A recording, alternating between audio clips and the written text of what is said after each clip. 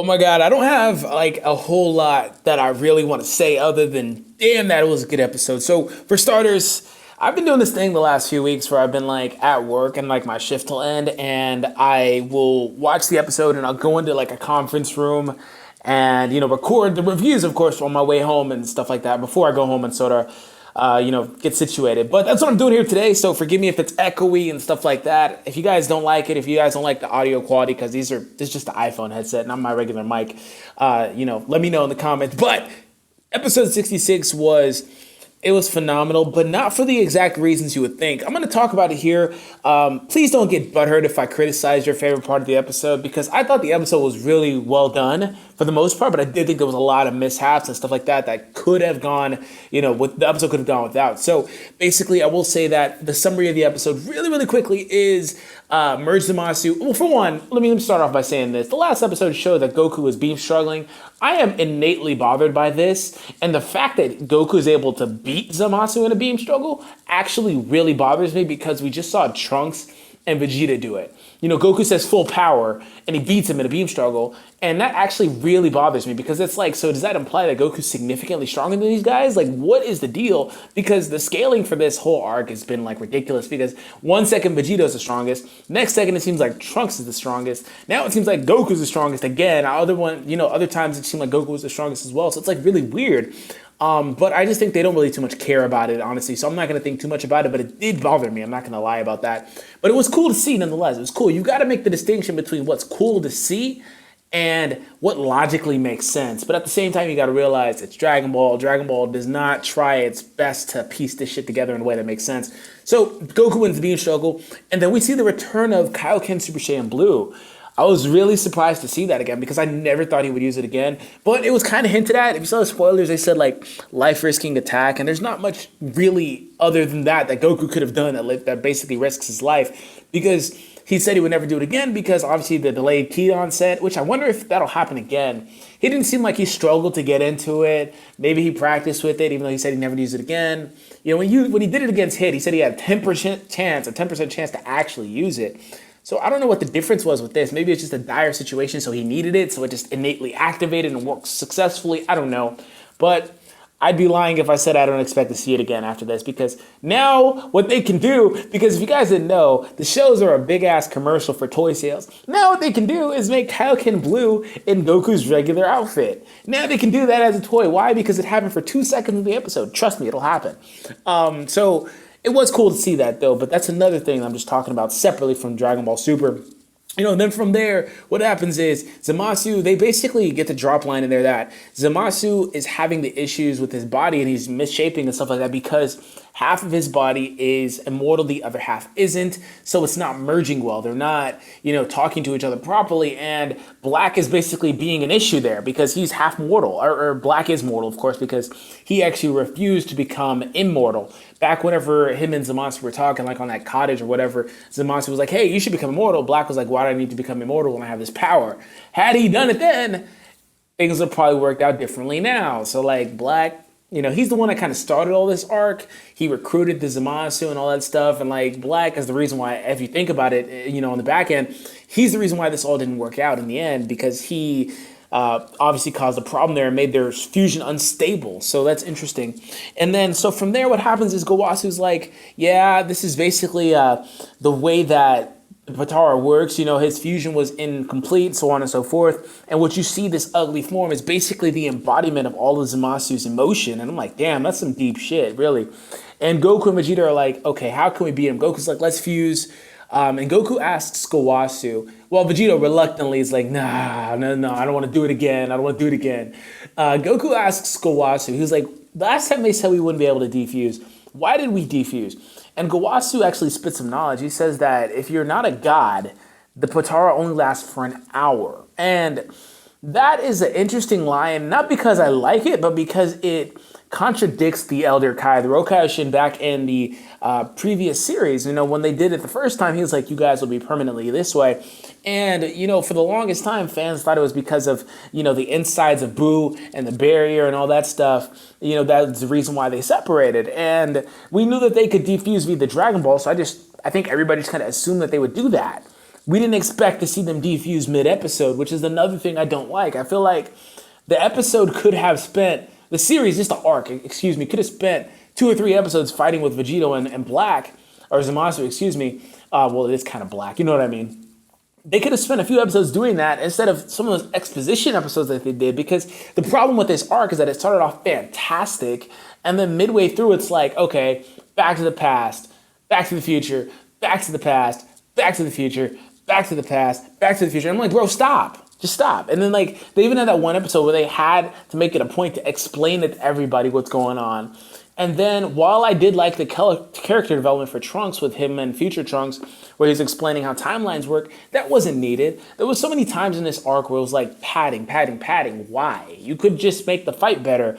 I think it came down to the logistics of not trying to, spend as much on this fight because they didn't want to make it look subpar. A character like Vegito, a fan favorite, you didn't have to make it look subpar. So getting to that point of how it looks, I thought the animation was spectacular. Probably the best animation I've seen in this series, honestly, other than maybe that one fight scene earlier in the arc. I think this is the best animation I've seen. This is probably tops it out, too. Goku versus Beerus was amazing, too. I don't know who the animators are, but I think it's the same guy doing all these really good animation scenes. Like, they can't afford to keep him on all the time, but I would love Dragon Ball Super just look like this all of the time. But the animation was spectacular. It was really fun seeing Vegito in the short burst that we did, because what happens with Vegito, he basically, and it was funny with Vegito, right? Because I saw a lot of Goku in there. The way he was talking, the choice dialogue he was making, he was like, man, you always have to have the last word. He seemed a lot like Goku. And I don't think that when it comes to like Goku and Vegeta, when they fuse, I don't think that there is a dominant personality. Some people think, I don't know why, just because it says Vegito and Gogeta, Goku is Gogeta, and that's not how it works, yo. When it comes to like Potara, from my understanding, it's never been directly stated, but the way it is implied is that the character with the more dominant personality becomes the dominant personality after the fusion. I mean, look at Supreme Kai and Kibito. The way they fused, he obviously became, when Kibito Kai, he was obviously the dominant personality. But when you fuse, you become a separate being. And I think that with Goku and Vegeta, it was always more of a balanced fusion, to where Vegito, or Gogeta for that matter, kind of was his own entity. He had his own personality. But for whatever reason, I saw a lot of Goku in there. Leave a like and comment if you guys saw that as well. I did enjoy seeing the final Kamehameha. I enjoyed it. It was awesome seeing the Spirit Sword. It was not Trunks' Spirit Sword. We'll get to that because Trunks thinks he's Kuwabara. But, it was awesome seeing the Spirit Sword and the sword versus sword for a second when Zamasu was charging at him with his sword and, Vegito was like, nah, I know how to do that too. I was like, that's hype. Vegito broke out the full arsenal. I loved it too where he was like, oh, I'm a fusion of Goku and Vegito, and this is Vegito Blue, backing up a little bit. I was like, okay, all right, I feel you, fam. Vegito Blue, Blue Vegito. Like, that's probably what they'll say in the English version, Blue Vegito. But, I did enjoy that. I really did. It just really bothered me how whenever they were about to win, an ass pull comes out. It's like, they're about to win, and boom, defuse, of course, right in the nick of time, and Zamasu turns the tables instantly. And that's when Trunks shows up with his new form and his chip sword. What Trunks did was he basically created a spirit sword. If you've ever seen Yu Yu Hakusho, Kuwabara has a spirit sword. He just like, with his spirit energy. So Trunks basically did the same thing with his ki. And, he basically is going toe-to-toe with Zamasu. And Zamasu's like, Trunks, again, you again. And I'm thinking like, bro, yes, Trunks again, finally. Because I'm like, man, this arc, they can't do it anymore. They can't. I'm thinking in my head, I'm like, this can't go on anymore. This needs to end here and now. And ultimately, that is what happens. I am so happy. I will link it in the description. You guys saw a video, or maybe you haven't seen a video. I really, really, really wanted Trunks to be the one to end this arc. And Trunks was the one to end it. But before I get to that, Trunks became basically a living spirit bomb. No lie. Basically, somehow, the energy of every mortal and everything like that collected above him as if like a spirit bomb was in the air. Trunks basically absorbs it, right? He becomes Goku, from what movie was that? I think it was Android 13, something like that. I totally can't think of it right now. He absorbs a spirit bomb. It's not really a spirit bomb, but it might as well have been. And his sword transforms, it takes a different shape. Trunks gets this bluish aura around him. He still has the yellow hair, so he's not Super Saiyan blue, but it seems like a more refined version of what he had been using with like the bluest inside and then the yellowish outside. So obviously he's a little bit different, but I think it looked like that too and a little bit more refined. And he just slices. And you could tell like he was hacking Zamasu because he starts from the bottom and goes up midway through. It gets caught. And I'm like, ugh. You see like Zamasu's like rainbow blood gushing out. And I'm like, ugh, okay. He said, nah, this needs to end. And he hacked him up, cut him straight in half. And I was like, damn. And Zamasu basically disintegrates into particles like the Stardust Breaker or, Soul Punisher. So that's the episode, okay? Things like I said, I talked about it, most of it, whenever it came. I think that it adds a little bit to the Vegito thing in that it can be used later on. The Dragon Ball thing was a good concept because it means that Vegito is always available. He's always accessible. I think that the only good thing that comes out of that time limit on the Potara fusion is that basically Vegito is accessible at any time. That's what that means. As long as they've got a pair, they don't have to worry about being stuck. It means that they're able to fuse. So I think that's a good idea. However, one thing I will point out is that does not mean that Gogeta is better than him because the multiplier for Potara is just significantly better. And he's just naturally stronger. Blue Vegito is stronger than Blue Gogeta. There's nothing you can say about it. It's just the fusion is different.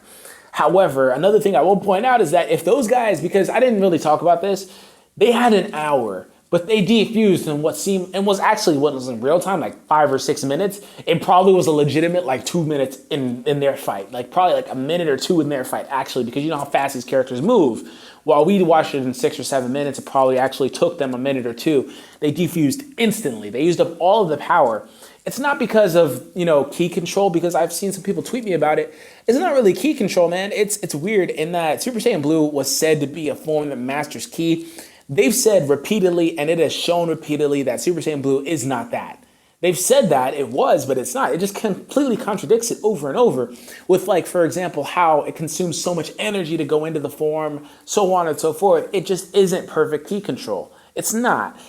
Even though they said it was. It's really weird how that all works out. But it's not even ki control that's the thing that you need to worry about. It's more so the power output. They're basically putting out so much power that the Pataras couldn't handle it. They overloaded the Pataras, and it forced them to defuse significantly sooner than they should have. That's the problem. It significantly forced them to fuse significantly sooner than they should have.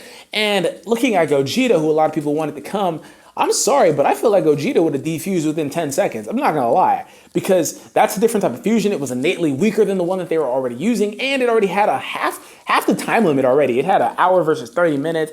They defused in 2 minutes. I mean, naturally, cutting it in half again for Gogeta's fusion, they would instantly defuse. Just literally, they fuse, get one punch in, and instantly just defuse. So I don't know. That's my thoughts on it. I did love the way that Zamasu was rambling, and I'm like, if Vegito doesn't just sock this guy, and he did. He popped in like, Bob, stop talking. Just like, damn, just stop talking, bro.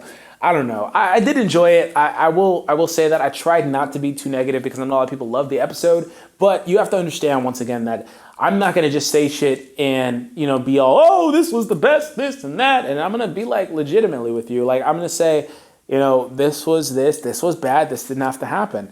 I think that Trunks is a Deus Ex Machina at the end. He just got a massive, crazy boost out of nowhere, and it shouldn't have happened, but it was cool to see. You've got to make the distinction when you watch this type of stuff. I don't care how old you are. You've got to make the distinction between what should and shouldn't happen, and it makes sense to be able to criticize and still be a fan of this. So I hope that you guys enjoyed today's reaction review. This one's a little bit different. It's definitely longer than they normally are, but I did have a lot to say, and I was getting tweets and stuff. So if you don't follow me already on Twitter, leave me a follow over there. Links in the description. Catch you guys later, though. I don't have much else to say. Hype episode.